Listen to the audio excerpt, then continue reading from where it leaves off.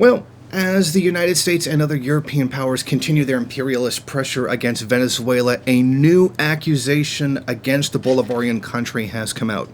The United States has decided to say that Venezuela is the cocaine capital of the world. Which is strange, because I could have thought that was Colombia, what with the massive production of cocaine in Colombia. But I digress.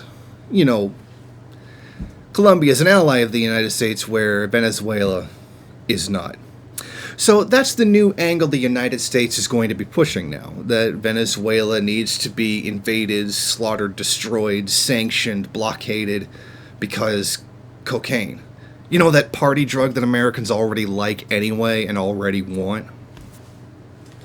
So, let's get this straight. Venezuela has been accused of being a drug trafficking hub, and that the Venezuelan officials, high-ranking members of the Venezuelan government, are supposedly a notorious drug cartel.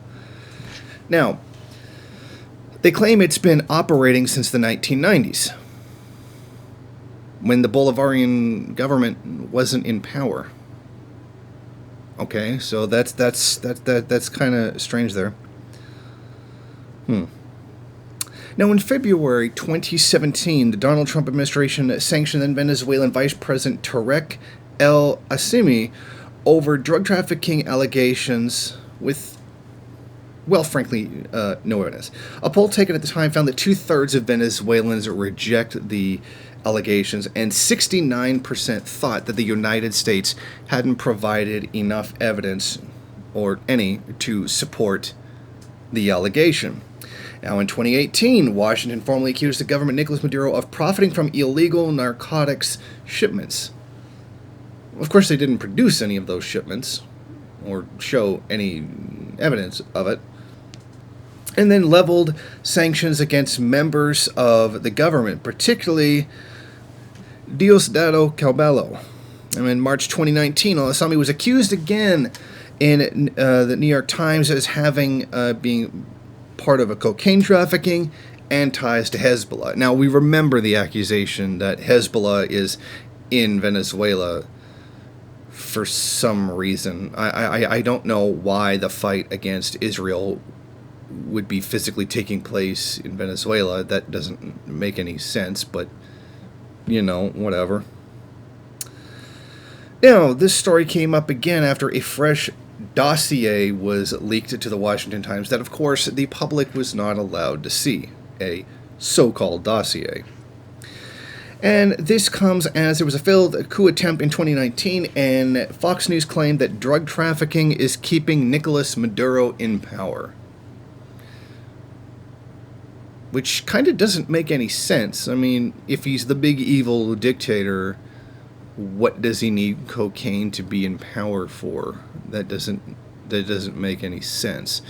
But, it's Fox News. Now, here's a point that some people brought up. Well, let's say the Venezuelan government was doing cocaine trafficking. Well, there would have been a significant drop-off in the amount of cocaine coming through, given that Venezuelan exports have been, well, basically paralyzed. The U.S. sanctions against the country, banking and physical. Air traffic routes would not really be affected, but as the U.S. Southern Command commander, Kurt W. Tidd, analyzed in 2016, air trafficking routes continue to be declining, a percentage of 3% of overall cocaine flows, and traffic by airmail is comparatively limited compared to maritime trafficking. So there's already an exponential block on Venezuela from sending goods out of the country, let alone bringing them in. But somehow it's the cocaine capital of the world. Now, I'm going to go ahead and say that this is probably complete and utter BS, and another lie that the United States government is feeding the public in order to justify its violent and hostile foreign policy towards a country whose only crime is not wanting to be a colony or a neo-colony of the United States. So, here are some points to bring up if someone ever starts spewing this nonsense that somehow Venezuela is the cocaine capital of the world.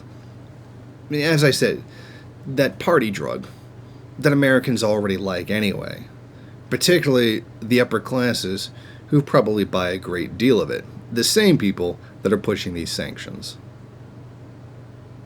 Thank you for watching. If you like this program, then please head over to my Patreon page and set up a monthly donation.